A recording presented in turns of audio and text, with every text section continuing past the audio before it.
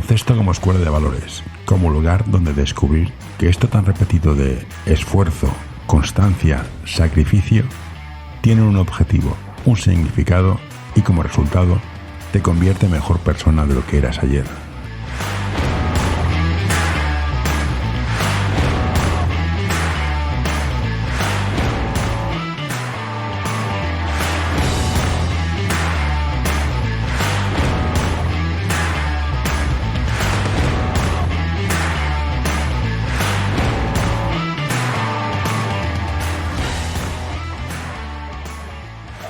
Hoy tenemos con nosotros a Andrés Jiménez, algunos lo conoceréis, y si no lo conocéis ya podéis iros, porque sois unos ignorantes, no merecéis existir.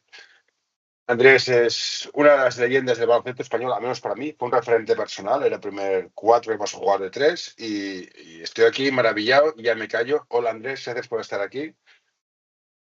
Hola, pues nada, gracias también a vosotros por bueno, invitarme y bueno, es un placer estar aquí, echaros una mano y contribuir a difundir cosas del baloncesto. No lo sabes, pues voy a hacer un tío importante, pero me interesa a mí sobre todo la parte de formación. Tú estabas en Sevilla, hubo la operación Altura, creo, si no me equivoco, te encontraron, te fuiste a Barcelona a jugar. Bueno, a Barcelona no, hice unos pasos intermedios. Yo estaba en Sevilla, bueno, en Carmona concretamente, soy de Carmona, un pueblo que está cerca de Sevilla. Ahí el nivel de baloncesto, bueno, era formación totalmente porque no había ninguna expectativas de llegar a ningún sitio ni nada. Simplemente éramos un grupo de amigos que nos dedicamos a jugar al baloncesto. Técnicamente, pues los que más o menos sabían algo, pues bueno, intentaban enseñárnoslo con muy buen ambiente. Y bueno, y simplemente pues sí que en aquellos tiempos se hacían unas campañas en televisión que se llamaba Operación Altura, las hacía la Federación Española y yo me apunté. Y como era muy alto, tenía 13 años, 1,97, aunque a baloncesto, la verdad, como no había habido oportunidad, no tenía mucha idea, pues me llamaron y luego, pues bueno, parece ser que, bueno, que llegó digamos, a manos de Aito, algunos de los jugadores que habíamos estado, por la altura, porque ya en aquel informe, en mi caso, pues me dijeron que sí, que era muy voluntarioso, pero que bueno, pues que de baloncesto, porque no sabía mucho, lo cual era lógico, pero claro, en aquel momento no había ni siquiera visión de que a los jugadores se les podía hacer, simplemente buscaban jugadores hechos, y claro, con 13 años y alto y sin haber sabido jugar. Pero bueno, afortunadamente, pues Aito, bueno, vio ese informe, me vinieron aquí a Carmona a ver unos directivos del Cotonificio y ahí es donde empecé. Empecé en el Cotonificio, estuve 5 temporadas en el Cotonificio, luego 3 temporadas en La Peña, en el Juventud de Badalona, y después fue cuando ya di el salto al Barça, que estuve 12 temporadas muy gloriosas. Sí, a mí me fichaje por el Barça Atlético, porque yo soy de La Peña, pero me interesa sobre todo, tú estás en Carmona, en Sevilla, con tus amigos, y te viene un señor que se llama Aito, vente conmigo, chato. ¿Cómo se gestiona esto teniendo 13, 14 años? Bueno, es que es muy complicado. Las circunstancias eran, todo hay que entenderlo dentro. Primero, no, Aito no vino, vinieron 2 directivos, bueno, porque el propósito básico no era ver si yo era buen jugador o no, porque ya esperaban que no iba a haber. Simplemente si era un chaval que más o menos era coordinado y tenía ciertas posibles actitudes. Entonces, en cuanto vieron que sí, que era alto, que para lo alto que era y lo joven que era, pues me movía bien. Bueno, he de decir que yo la operación altura la hice a los 13 años, pero yo me quedé en mi pueblo, que a mí no me llamó nadie hasta los 15, o sea, 2 años pasaron como podía haber pasado si en aquel momento ya con 15 años, que ya es un periodo límite, digamos, para formar jugadores, límite, no me hubiesen llamado, ya con 17 hubiese sido imposible, porque es imposible hacer un jugador con 17 años si no ha jugado hasta entonces. Con lo cual, pues bueno, fue cosas de la vida, me cambió completamente la vida. Bueno, fueron allí, mi familia, siempre éramos de origen humilde, y bueno, había pocas expectativas. Entonces, bueno, pues mi padre pues tomó la decisión, fue muy complicado, porque claro, dejar marchar a un crío de 15 años, porque al final él es un crío, pues es complicado. Eran en aquel momento también 2 culturas muy complicadas, la cultura andaluza y venir a Badalona, una ciudad muy grande. Pero bueno, bueno, se tomó esa decisión y salió bien. Esto lo pregunto, yo tengo un amigo que estaba en la Peña y lo llevaron de la Andorra para jugar con 15 años. Ayuda a mantener este podcast en anorta.com/colaborar. Si te gusta este episodio, por favor, deja un comentario o compártelo con tus amigos. Ya sé que es una pesadez y todos lo pedimos, pero ayuda bastante. Y él decía, yo me quería ir porque era joven, ostras, me voy, me estoy solo, como adolescente, es en plan, ostras, me voy y voy a vivir la vida, y los padres es complicado. ¿Cómo lo viviste tú como niño, separar de tu familia? No, cuando eres tan joven no eres consciente de realmente la parte esta de responsabilidad te ayuda, porque no eres consciente. A mí de repente, claro, te vienen unos, te dicen que te van a llevar a jugar, pues te hace ilusión. Cuando estuve aquí al principio, pues la verdad es que me lo pasaba muy bien. Había dos periodos, digamos. A mí lo que me entrenaba 3 veces al día, porque bueno, me trajeron para enseñarme a jugar a baloncesto, yo me encantaba. Y entrenaba con los voluntarios que se hacían, se llamaban voluntarios del primer equipo, entrenaba con mi equipo, al principio fue el juvenil, luego fue el junior y luego con el equipo senior, eso cada día. Y eso me lo pasaba muy bien. Luego lo que sí que se me hacía muy difícil es realmente cuando, por ejemplo, un domingo por la tarde, que ya no había partido, porque el primer año es duro, echas mucho de menos a tu familia, a tu gente cercana, que aunque me acogieron muy bien, todo se ha dicho, pero esa parte de que no tenía tiempo libre sin jugar, la verdad es que, sobre todo en el primer año, fue muy duro, de más añoranza. Pero bueno, y también te digo, claro, es que los tiempos no eran como ahora, porque la gente no se lo puede imaginar. Claro, ahora tú tienes un vídeo como y hablas. Antes, para llamar a hablar con tus padres, tienes que hacer una conferencia. Las conferencias costaban dinero. Bueno, podías hablar, a lo mejor iba a casa de algún amigo que jugaba y sus padres me dejaban hacer una pequeña conferencia de 2 minutos, pero claro, no, yo tenía que escribir con cartas a mis padres. Es otra situación muy, muy diferente y en ese sentido mucho más complicado. Y el grupo es importante para superar este proceso, porque creo que el baloncesto, aunque sea un deporte individual que se juega en equipo, el grupo es muy importante. ¿Cómo estabas dentro del grupo de baloncesto? Porque estabais ahí, estarías tú y habría más gente que esperaba llegar. Bueno, el primer año no, porque eso, Cotonificio luego vio que esto le dio, resultado y luego lo intentó, pero yo el primer año solo estaba yo. Jugaba también Joan Peravila, que era otro jugador mayor que yo, pero él venía de Calella, no Calella para los Freires, Calella, quiere decir que él cada fin de semana o venían sus padres o se iba a ver, no era exactamente lo mismo. Digamos que en esa situación, digamos que empecé yo ya luego cuando vieron que ese tema, pues le salió, pues lo intentaron en otros jugadores, ya la segunda temporada sí que alquilaron una casa y convivíamos 3 o 4 jugadores de fuera, que entonces, se hacía, digamos, más cómodo, ¿no? Pero el primer año fue más complicado. ¿Y tú eras consciente que podías ser profesional de esto o ibas con dudas si los estudios eran importantes? Porque según me ha contado gente con la que he hablado, hace 30 años tú entrabas a básquet y olvídate del resto. ¿Eras consciente del riesgo de no llegar, que te quedabas tirado o cómo se gestionaba eso? Sí, no, es que, yo al contrario, yo no tenía ninguna expectativas de llegar a nada.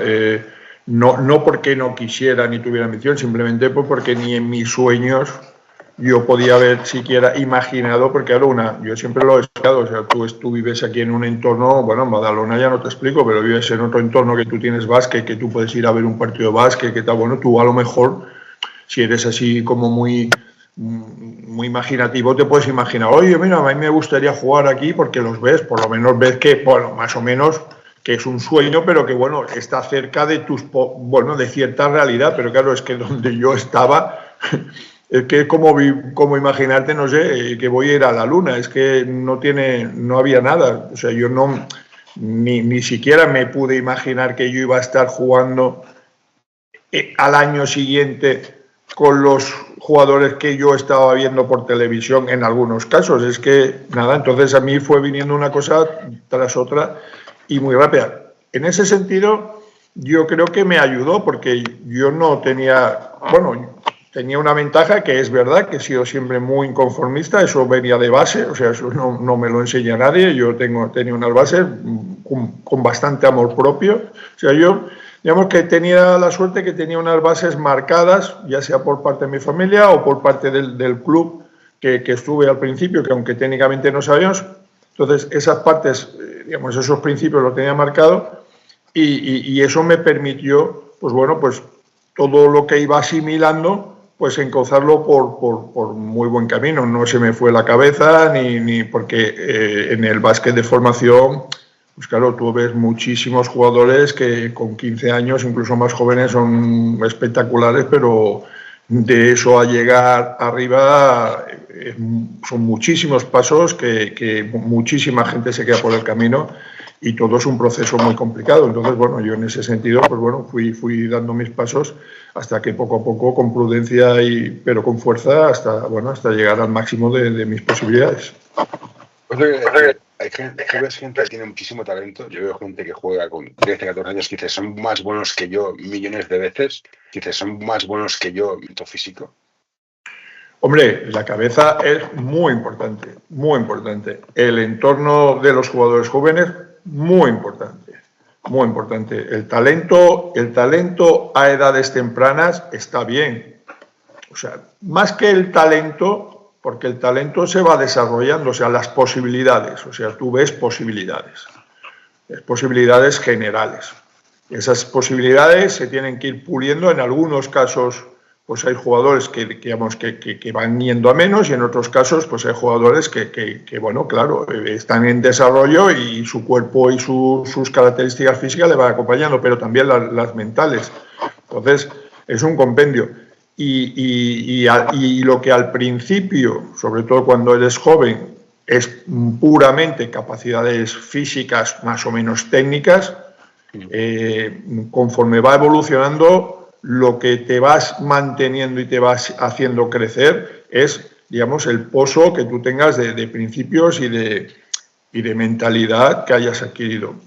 Eso es lo que te va a mantener seguir, bajo mi punto de vista y la experiencia que he tenido, porque si no, es cuando la calidad y la técnica y todo eso, depende de qué circunstancias, si mentalmente no tienes las cosas bien colocadas, pues no lo puedes poner en práctica. Es que hay muchísimas circunstancias, la presión, 100.000 cosas, el autopresionante, o sea, el rendimiento va en función de muchísimas cosas, no solo que tú tengas cualidades, sino que las sepas desarrollar. Podríamos estar de acuerdo que trabajo vence a talento. El trabajo, o sea, eso además, o sea, eso además, el trabajo además, o sea, estamos hablando de ya tres patas de la mesa. La mentalidad en general, o sea, en general, sobre todo, que favorezca, que sea positiva en ese sentido, el talento, y luego esa es otra cosa que has dicho, o sea, la capacidad de esfuerzo y el trabajar, eso es otra pata. También te digo que he conocido jugadores que no han sido especialmente, digamos, que les gustara mucho entrenar y han llegado, es verdad. También siempre he dicho lo mismo, para mí una pena, porque la verdad, o sea, yo y muchos de mi generación, sobre todo en mi generación, no éramos técnicamente muy espectaculares. O sea, no te digo que no metiéramos, que no jugáramos, pero técnicamente la capacidad que tienen ahora técnica es espectacular. Pero nosotros, Fernando Martín, yo, Epi o que sea, o sea, éramos jugadores resolutivos y todo lo bueno que tú quieras, pero técnicamente no es la virguería que estás viendo ahora de muchos chavales, ¿vale? Pero sí que teníamos una cosa clara, o sea que el trabajar era fundamental. Y sí que es verdad que si tú ves, difícilmente podíamos haberle sacado difícilmente más rendimiento a nuestras posibilidades. En mi caso, hablo por mí, o sea, difícilmente. Porque, claro, si técnicamente hubiese tenido mucho más recursos, posiblemente, pero claro, ya llegas a jugar tarde. Pero en cambio sí que he visto jugadores, no voy a citar nombres, con mucha calidad. Sí, y han sido buenos, pero para mí, ¿qué quieres que te diga? Pues ha sido una pena, porque, vamos, con esas cuantidades técnicas, a poco que hubieses entrenado un poco más y es que hubieses sido aún un 30 o un 40% mejor de lo que eres, pero bueno, eso es de cada uno. Yo por lo menos estoy contento y desde una labor, digamos, no sé si decirte educativo o de entrenador, yo considero que lo que un jugador tiene que aspirar a dar el máximo de sí mismo y ya está, no puedes hacer más. O sea, si tú tienes unas cualidades, claro, yo nací alto, pues claro, es más fácil para mí. Claro, si otro ha nacido bajito no puede aspirar a llegar, yo qué sé, campeón, a irse a la NBA. Entonces, pero si tú con tus condiciones das, o sea, llegas a conseguir un máximo, pues joder, que eso es lo mejor que puedes hacer. Y los entrenadores, ¿qué figura, qué representa para ti el entrenador? Porque en el fondo esta figura de autoridad es como un mentor, es como un maestro. ¿Cuán han sido importantes estos entrenadores para ti, para darte la confianza, los aprendizajes necesarios en cada momento para seguir avanzando? ¿Qué son para ti los entrenadores? Teniendo en cuenta que estoy entrenadores muy buenos, porque para mí Aitor es como una especie de Dios. Efectivamente. Yo he tenido suerte sobre todo al principio. Bueno, suerte, ya ves, o sea, fue un acto puramente de suerte el que me encontrara y el que me fichara un club como el Cotoneficio de aquella época, un club necesitado de formar jugadores, porque ellos necesitaban. Su única manera de competir no era a base de económicamente, no podían fichar, sino tenían que, bueno, tener esa suerte, un poco lo que hoy hace, pues yo qué sé, el Manresa, por ejemplo, ¿no? Pues no tienes unas capacidades fuertes, pues intentas pillar buenos jugadores y sacarle el máximo rendimiento. Entonces, ahí tenía garantizado que iba a jugar y luego tener un entrenador en aquel momento, luego ya también se ha visto, ¿no? Pero como Aitor, que era muy buen entrenador de formación, muy buen entrenador también para equipos profesionales, pero también un entrenador de formación. Entonces, claro, digamos que ahí... Y yo que tenía, digamos, mis principios de trabajo y todo eso, o sea que ahí fue un poco esa alquimia perfecta. Entonces, como entrenadores, luego también he tenido la suerte de otra manera de tener a Antonio de Miguel, que también, en mi caso, y no soy el único, nos dio oportunidades ya desde muy joven. O sea, yo llego a la selección también con prácticamente 19 años. Fernando Martín, sé también que Fernando Romay está muy agradecido a Antonio porque también le dio muchas posibilidades, incluso más que le daba a Lolo Sainz en el Madrid. Entonces, bueno, eso no era tampoco fácil. Yo en un primer momento descarto ir al Barça, que fue cuando me quedo más tiempo en la Peña, porque había otros entrenadores que juegan con 5 jugadores, prácticamente 6. Entonces, no quiere decir que en aquel momento que la gente piense que todos los jugadores, todos los entrenadores daban oportunidades. No todos lo daban. Entonces, para mí, ya te digo, luego tuve a Bosa Markovic, que es otra filosofía, pero ya estaba en un periodo, digamos, total de madurez y de buscar títulos y tal. Pero sí, yo al entrenador, por descontado, que siempre lo he respetado, y tiene que ser una figura de poder importante para que el equipo funcione. Vale, ahora vamos a entrar en un tema un poco más complicado. Yo he sido de la época que te veía jugar a ti, a Fernando Martín, a Romay, y ahora es que ni Juanes, ni Pepes, ni Antonios. ¿Tanto miedo hay en élite para dar sitio a los jóvenes o es que no están preparados? No, yo creo que el otro día también lo comentaba, es un tema recurrente. Sí, es una pena. Yo creo que el básquet, bueno, no voy a entrar en temas que bueno, pues que quizás... No, más que nada porque es complejo, o sea, es complejo el ver desde hace tiempo cómo se ha ido, digamos, definiendo y hacia dónde... Pero claro, tampoco nos ocurre aquí, no te pienses, en la NBA también, bueno, pues ellos van buscando un tipo de baloncesto, bueno, eso ya es en función, digamos, es fácil hacer crítica, pero a veces también cuesta, ¿no? Porque hay mucha competitividad. Por ejemplo, tú ves en Italia hacía años, Italia era, digamos, el rumbo a seguir. Italia, el baloncesto italiano, que no digo que haya 2 o 3 seguidos, Italia no es la ACB, por decirlo. Entonces, claro, es complicado. Dicho esto, talento hay de sobra, o sea, se ven los chavales jugar en las categorías juveniles, juniors, es impresionante los que están saliendo ahora de la última minicopa. Ahora, los entrenadores van muy agobiados, es muy difícil, pero es porque hay como mucha presión, pero también son como modas. Es que yo creo que no se instaura la moda. Hay maneras muy fáciles de poner a jugadores jóvenes con talento, que es lo que nos habían hecho nosotros. Simplemente, pues bueno, en un partido X importante, pues sacas un joven para defender a la estrella de turno del otro equipo. Le vas dando minutitos. Entonces, lo pones al principio, no lo pones cuando están los minutos complicados. Entonces, bueno, son bases de probar ciertas cosas, y creo que por descontado que hay espacio para que haya jugadores jóvenes, por ejemplo, que salen de canteras de buenos equipos, quizás no jugando en un Barça o en el Madrid porque es difícil, o quizás tampoco jugando, yo qué sé, en algún otro equipo, pero bueno, a lo mejor cediéndolo, pero desde luego es una pena que la cantidad de buenos jugadores que tenemos pues no vayan repercutiéndose más en los equipos, y que haya, digamos, también un porcentaje de jugadores, por decir algo, nacionales que estén compartiendo minutos con jugadores pues que no están identificados como los que están formados aquí.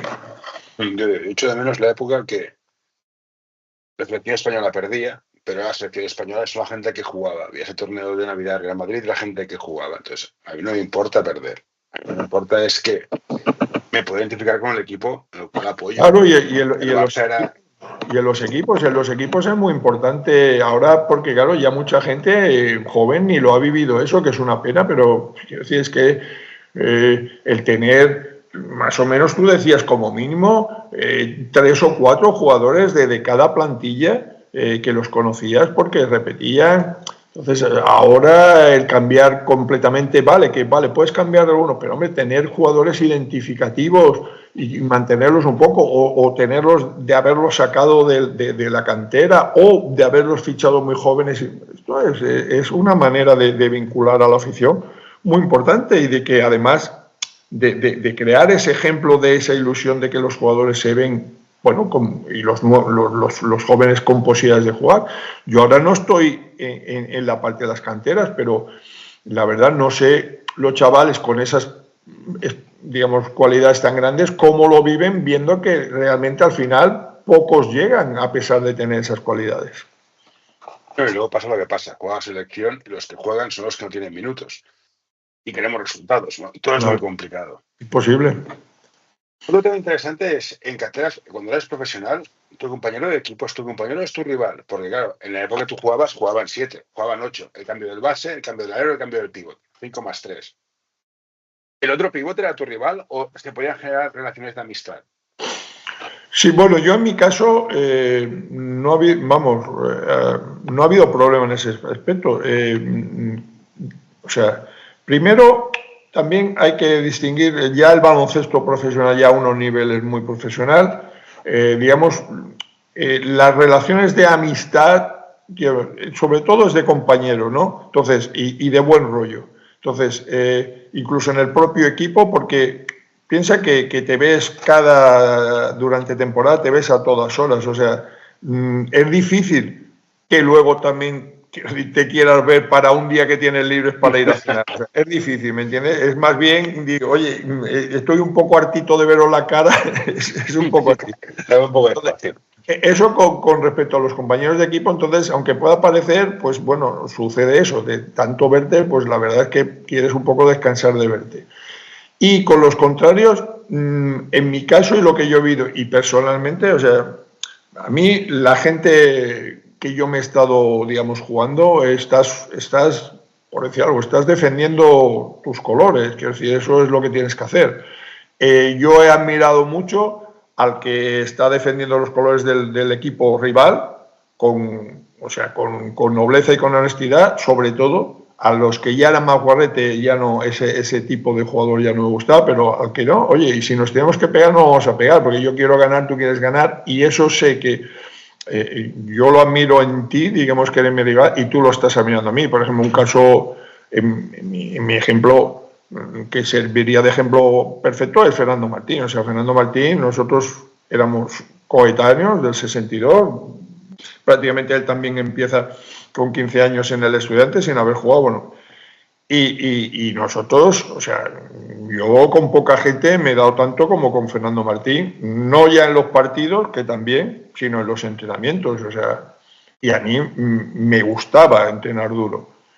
Y oye, se acababa el entrenamiento y se acababa, quiero decir, nos íbamos a tomar una cerveza, pero sin ningún problema, porque formaba parte, o sea, además cuando te gusta que cuando te estén defendiendo duro, porque luego cuando vas a jugar un partido no van a estar allí en plan amigos. Entonces, cuanto más seas tú capaz de sobrellevar la defensa que te están haciendo y meter, pues más aprendías. Entonces, yo esos principios lo he entendido de esa manera. Entonces, no ha habido ningún problema. Y siempre que he tenido rivales que actuaban así, perfecto. Otra cosa es cuando ya tenía rivales con otro tipo, con más mala leche y tal, que eso no me gustaba. Y obviamente fuera de la pista, pues no tenía relación con ese tipo de jugadores, pero con los que entendían esto de manera, totalmente. Sí, esto me recuerda a Dino Meneguín, que era un trozo de pan, dicen, pero dentro de la pista le partía como el que más. Y estoy muy a favor de esto. Dentro de la pista nos pegamos a muerte, siendo honestos y limpios, pero fuera, en el sagrado partido, somos dos jugadores profesionales que nos pagan por defender un color. Es que es así, es que no es tampoco el concepto de pegarte, no es jugar duro, entrenar fuerte, entrenar con intensidad, es que es hacer, digamos, lo que va a pasar en el partido. Y si luego incluso en el partido no se juega tan duro, mejor, pero cuando llegan los finales, que esto es otra cosa eso es fundamental, o sea, tú no tienes que entrenar pensando en que el partido de mañana a lo mejor, pues yo que sé, va a venir un rival fácil, ¿no? El partido de mañana no es el importante, sobre todo cuando estás en equipos con aspiraciones. O sea, tú te entrenas para la final, o sea, para cuando vaya a llegar la final. Y te entrenas para cuando vaya a llegar la final desde principio de temporada. Porque si no te entrenas desde principio de temporada para cuando vaya a llegar la final, cuando vaya a llegar la final, no estás preparado. Entonces, pero claro, esos son matices. Al final, la diferencia entre digamos, un equipo que va camino de ser campeón o con aspiraciones son detalles muy pequeños, pero muy importantes que se queden. Es lo que hablamos de la cabeza. O sea, si un jugador muy importante que tenga esto claro, o bastante claro, si el jugador ya esto no lo tiene claro, esos detalles, o sea, ya puede tener talento, puede tener lo que quiera, pero si el jugador esto lo tiene claro, tiene mucho a ganar, porque no tiene que hacer ningún esfuerzo especial por inculcárselo en la cabeza. Va con esa mentalidad, entrena con esa mentalidad, solo da un rendimiento. Entonces, esos pequeños detalles son fundamentales. Hoy en día he de decir que noto un poco eso, ¿no? Es verdad que quizás porque tienen más técnica, yo veo carencias en ese aspecto. Muchas veces veo a nivel defensivo, o sea, tienen a nivel de principios defensivos básicos, de que tú tienes que ver el balón y a tu hombre, que eso en mi época era una de las, digamos, de las nociones sagradas. O sea, tú tenías podía ser mejor o peor defensor, pero por lo menos los principios los tenías que tener claros. Hoy me hincho de ver gente que van a defender a su hombre y están totalmente de espaldas al balón. Es que eso antes, cualquier entrenador más o menos, digamos, ya básico, ya sabía que eso no se puede hacer. Pues hoy te hinchas de ver cosas de esas. Mira, oye, yo si es un equipo que a lo mejor no aspira, pero que veas eso en equipos con aspiraciones, pues dices, hombre, no sé. Yo soy muy fan de que juegas como entrenas, y siempre se lo digo, para que mejore tu ataque, te han de defender lo más duro posible, lo más intenso posible. Si no, ganar un partido de pachanga no significa nada. No. Porque luego viene el partido y te destrozan. Pensaba que era muy bueno. No, entrenamos como el culo.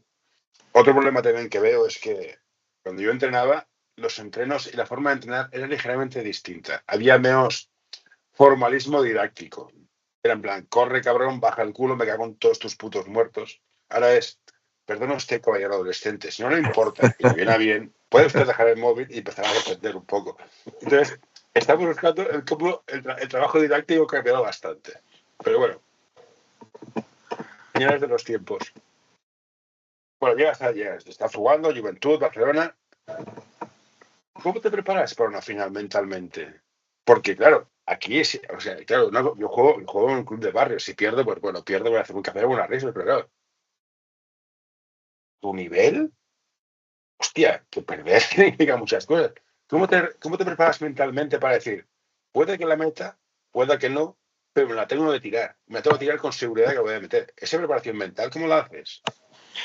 Yo, o sea, con mi experiencia, es verdad que es como todo. Quiero decir, primero, claro, yo no sé ahora si más o menos tienen algún tipo de asesoramiento. Yo, en mi caso, no había nada de esto. O sea, esto todo te lo tenías un poco que ir haciendo tú a medida de cómo tú ibas viendo. En nuestro caso, sobre todo, las presiones más fuertes que viví fueron en lo que era lo que hoy es en la Euroliga, que era el Campeonato de Europa, que aunque ahora se vive, en la época que yo pillé con la famosa yugoplástica, era importante porque llegó a ser una obsesión, una obsesión positiva, es decir, pero que ahora, hoy en día, bueno, pues a lo mejor no van a la Final Four y lo consideran. En mi época, o sea, mira, en mi época, para decirte una cosa, en mi penúltimo año se echa al entrenador, Aito. Habíamos ganado la Liga al Real Madrid en su pista. No recuerdo si habíamos ganado la Copa del Rey, pero igual también.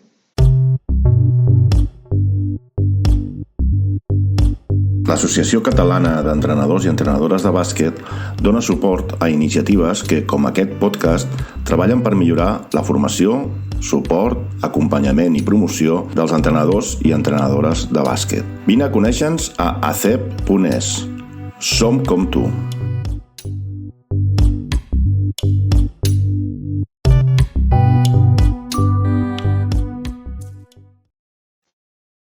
Y se echa al entrenador, para que hagamos un ejemplo, porque no ganaba la Copa de Europa. No iba a la Final Four. No iba a la Final Four, no.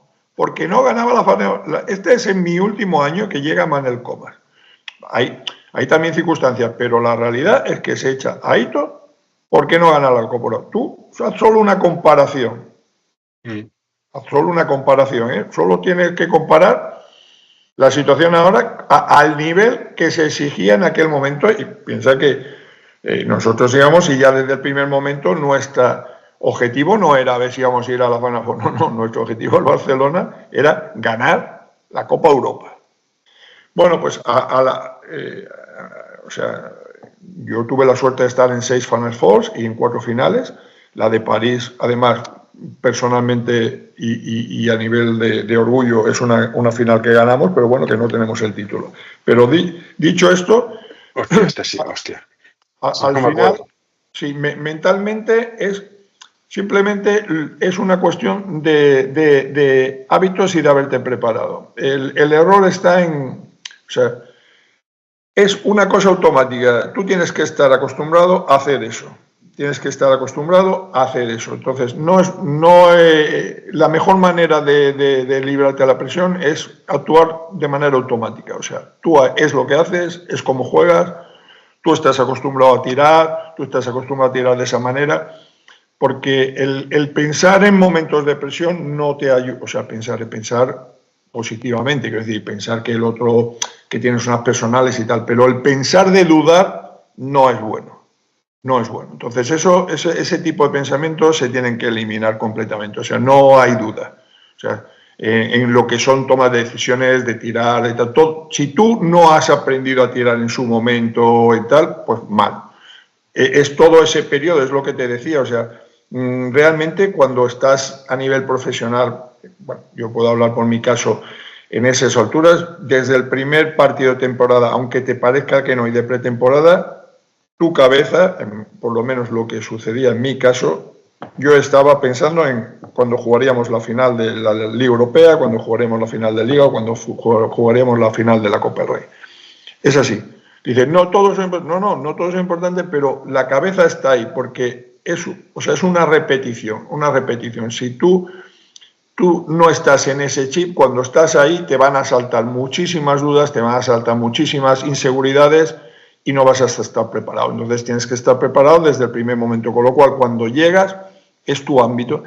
Eso lo vi mucho en el momento que, o sea, lo hacían bastante los yugoslavos, porque los yugoslavos eran muy competitivos en la época mía, lo siguen siendo, ¿no? Pero en la época mía muy competitivos. Y a veces lo veías y decías, bueno, ¿y por qué? Incluso en un simple entrenamiento, ¿a qué viene tanta? Pues porque es una cosa que es un hábito, es un hábito. Entonces, si lo tienes ya lo vas a poner en marcha de manera automática. Si no, no se te va a poner, o sea, se te va a poner en el momento de la final algo que tú no has hecho. O sea, no digo que pueda haber suerte y a lo mejor ese día, pues yo qué sé, un tío tirador pues está inspirado, eso puede pasar. Pero lo normal es que lo que tú no hayas hecho no lo vas a hacer. Precisamente te va a suceder lo contrario, que la presión te va a actuar negativamente. Pero para los niños que entreno yo, los niños pequeños que se castigan mucho por fallar. Es que he fallado, chaval, tienes 13 años. O sea, si metes más de un 15% vas loco. ¿Cómo te perdonas el fallo? No lo piensas. No, es diferente, no, es que yo estoy hablando, entonces nos vamos Sí, yo estoy hablando, la gente que lo escucha y los padres que escuchan digan a su hijo, mira, Michael Jordan falló la mitad de sus tiros. No. Primero, o sea, para mí personalmente, o sea, dejémonos estar de Michael Jordan y tal, que Michael Jordan y tal son es otro mundo. O sea, tú estás allí, estás jugando y evidentemente como todo, o sea, tú para aprender, o sea, nadie nace sabiendo. Entonces ese es el primer problema. O sea, el primer problema es pensar que tú eres bueno. No, tú no eres bueno. No eres bueno. O sea, puede ser que lo seas, pero no lo eres. Entonces tú no estás obligado a hacer nada porque bueno no eres. Es decir, si un chaval de 13 años, o sea, está jugando como si fuera bueno, en formación, yo ya no te digo si ya lo mezclamos con equipos tipo Madrid o Barça que van buscando estrellas, es otra historia. Estamos hablando de puramente formación. Yo estoy en una escuela y yo tengo un equipo de formación de críos. Pero los estoy formando. Y si a mí me sale uno que se cabrea por no meter, tú chaval, ¿quién te crees que eres? Tú estás aquí entrenando, a mí lo que me interesa es que tú hagas bien la mecánica, que tú votes bien, ya entrarán. Pero yo no le voy a corregir que haya metido 10 de 10. Yo le voy a corregir si la mecánica ha sido buena, si ha tirado cuando tenía que tirar, si tal y cual. Porque lo demás ya llegará. Y si no llega, pues bueno, pues es como todo. Pues a lo mejor el baloncesto pues no es lo tuyo o ha llegado a donde ha llegado. Pero el presionar sobre el resultado en formación, no. El resultado es, en todo caso, la consecuencia del trabajo. El resultado no es el fin. El trabajo es el fin y el trabajo te lleva al resultado. Entonces, ya te digo, pues claro que tienes que tirar. ¿Cómo vas a aprender a tirar? Por ejemplo, tú imagínate que es como votar. Pues si tú solo has votado con la derecha, ¿cómo vas a aprender a votar con la izquierda si no es botándotela en el pie cada 3 votos? Pues te va a acordar. Es que no me sale porque con la derecha voto bien, sí, chico, pero con la derecha no vas a llegar a mucho. Tendrás que aprender a votar con la izquierda. Entonces, es esta historia. Entonces, claro, si lo que se instaura es que yo soy bueno haciendo esto, es que bueno eso no es ser bueno. Bueno es tener mucho ámbito de cosas, aprender cuantas más cosas más y para hacer eso, evidentemente que fallas. Es que si no, ¿cómo vas a aprender? Eres un deportista profesional, no profesional, entrenas 5 días a la semana, mañanas y tardes, partidos, viajes, selección. ¿Cuán importante es disfrutar del proceso, del trabajo, del esfuerzo, del equipo? ¿O es un trabajo y a veces se pone en plan, qué palo? Hombre, es importante, pero es difícil, ¿eh? O sea, cuando estás en pleno meollo, por ejemplo, como están los equipos ahora, normalmente el disfrutar, lo que es el disfrutar, es cuando has tenido una buena temporada, llegas al final y la culminas. O hace, por ejemplo, lo que le ha pasado ahora al Unicaja, oye, pues que ha tenido una Copa del Rey. Entonces, en el periodo, hombre, disfrutar, se intenta, lógicamente, se intenta disfrutar al máximo posible, pero, o sea, quiero decir, es complicado. Son muchos viajes, son muchos partidos, cada partido tienes que ganar, evidentemente cada partido no ganas, es complicado, pero sí.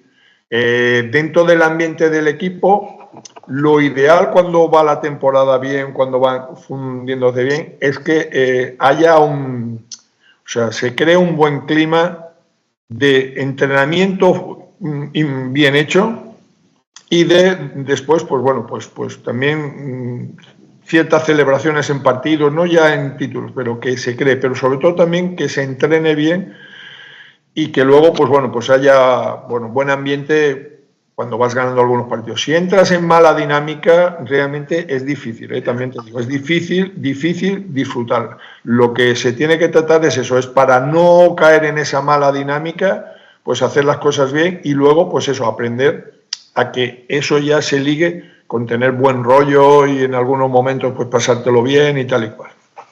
No, sí, en equipos de barrio perder ya cuesta de digerir. En elite no lo quiero ni ver, o sea, la persona es espectacular. Sí. Llegas al final de tu carrera. ¿Cómo se planifica al final de la carrera? ¿Tú te imaginas? Tú cuando estás jugando piensas, oye, esto me va a durar hasta... Bueno, ahora hasta... Barcelona tiene 41, pero antes la gente se retiraba a los 33 y ya es un abuelo. ¿Se planifica? ¿Te planifican? ¿Cómo funciona esto?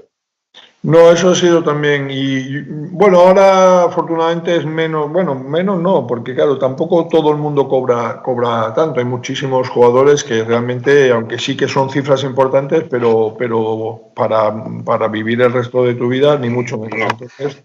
No.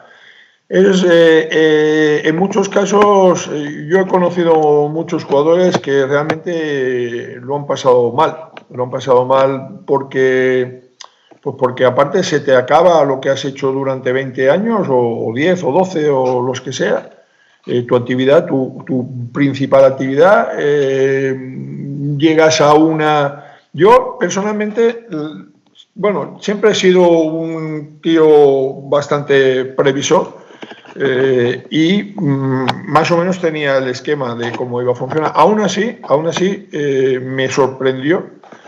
Porque para mí el choque más fuerte fue que, claro, en la vida normal, en aquel momento, claro, ahora ya lo he asimilado, pero la vida normal va muchísimo más lenta que una temporada de básquet.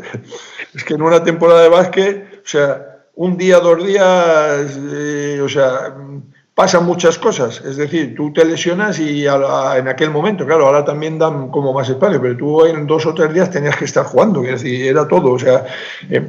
Entonces, claro, aquí, claro, en la vida normal, claro, tú decías, bueno, me voy a sacar tal título, tal, bueno, es que estos son 2 o 3 años, joder, 2 o 3 años, claro, tú lo comparabas en tu tema del básquet, claro, es que estos son 3 temporadas, que 3 temporadas me cambian la vida, ¿sabes?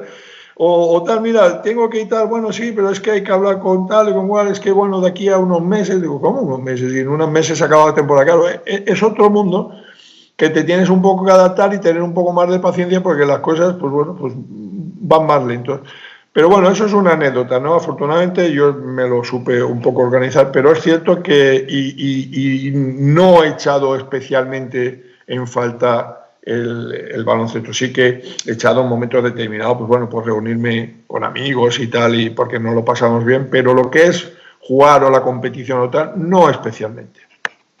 No sé si has visto una película que se llama Shawshank Redemption, que por mucho le como el culo, pero básicamente va de un preso. Me refería más a esto. Tú eres jugador de básquet, entrenas mañana, entrenas tarde, y realmente dices, ya está, no tengo agenda. Bueno, hay muchos jugadores que sí, que lo han notado mucho. Yo no... Siempre también he sido un tío muy polifacético, me ha gustado hacer muchas cosas, siempre he tenido actividades, entonces bastante inquieto. En ese sentido no, pero sí que es verdad que muchos compañeros que básicamente su vida era ir a entrenar, pues estar... Bueno, pues luego se les ha hecho complicado ver qué sucede o cómo encaminarlo o tal. Sí, es... Pero claro, eso ya es otra de las cosas que decimos, ¿no? Que bueno, al final también la vida es un proceso largo y en cada momento, pues claro, tienes que ir un poco sabiendo cómo lidiar con las circunstancias. ¿Sabemos retirarnos a tiempo? O, pues claro, no quiero dar nombres, pero ¿sabemos retirarnos a tiempos o nos fuerzan a marcharnos a veces? Sin dar nombres. Estoy pensando en alguien, pero no quiero dar nombres. No, yo creo que cada jugador es un mundo. Por ejemplo, mira, conozco muchos compañeros que por ellos no se hubiesen retirado, o sea, en la vida. les hubiese dado igual jugar, de hecho, incluso hoy en día hay algunos que han llegado a jugar el LEP o tal. En mi caso, pues no. Yo, por ejemplo, yo me retiré con 36 años en el Barça porque, bueno, mi deseo era retirarme en el Barça. Podía haber jugado un par de temporadas más en otros equipos, pero bueno, yo considero primero que me hacía ilusión retirarme en el Barça porque, bueno, había estado 12 temporadas muy gloriosas y había formado parte de esa parte de la historia de la sección. Y me hacía... Pero también porque cuando estás con esta mentalidad que te hablaba, a mí, honestamente, o sea, no iba a ser honesto con el club que iba a jugar porque no iba a poder tener la ilusión necesaria para, o sea, yo jugar para quedar sin, o sea, no quiero sonar que suene mal, pero porque, o sea, cuando estás en un equipo no puedes aspirar a ganar, pero claro, no me hacía ilusión jugar para quedar, yo que sé, séptimo de la tabla o tal, no, o sea, entonces, claro, yo no podía estar así porque eso no iba a ser bueno para el equipo. Entonces, llegas a tener, cuando ya tienes una madurez, cuando has estado como capitán del equipo y más, que tienes también otro rol importante, tienes que tener una visión más global, pues la verdad se me hacía muy difícil. Pero también te digo que respeto y comprendo perfectamente al jugador que también ha estado en esas características, pero que le encanta jugar y dice, a mí me da igual, o sea, es que a mí que me pongan un balón y que me den partidos que yo me lo paso pipa.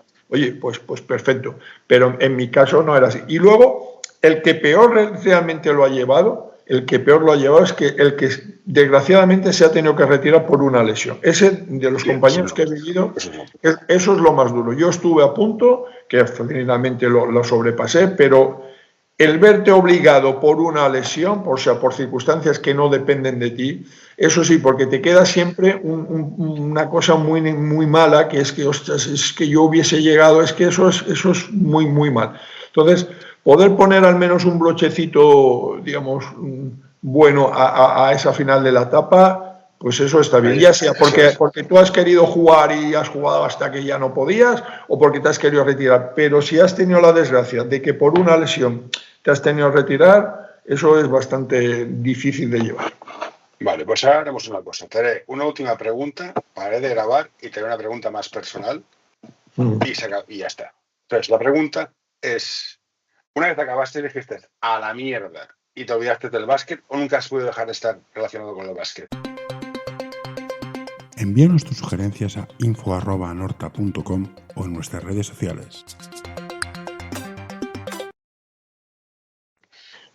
No, quizás no tan rotundo, pero sí que al principio yo tenía bastante las ganas y la idea de estar desconectado, sí.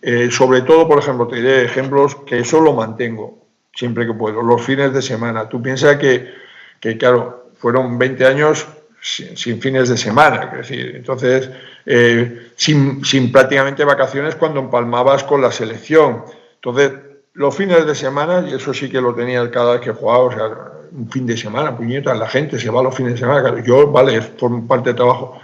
Pero eso lo respeto. Pero al principio desconecté bastante porque tenía muchas ganas de vivir una vida, digamos, independiente, que también vuelvo a ser, cada uno es como es. Ha habido muchos jugadores que totalmente a lo contrario, que luego han seguido vinculados y siguen un poco con ese... de 24 horas de estar pendiente de los resultados, de ver qué ha hecho esto, yo no. Y digamos que ha sido ahora un poco que ya empiezo a tener un poco más de tiempo libre, cuando, bueno, me vuelvo a reenganchar y me lo tomo, digamos así, en plan aficionado, ¿no? Pero he estado un tiempo desconectado y me apetecía. Pues perfecto, Andrés. Hasta aquí la entrevista, no te robo más tiempo. Ahora pararé de grabar y luego te haré la pregunta tonta que quiero hacerte. Gracias por todo, por tu tiempo y un placer conocerte y verte jugar. Pues hombre, pues muchas gracias a vosotros. Ha sido una entrevista muy agradable y nada, pues mucha suerte. Vale, pues ya está. Ahora paro de grabar.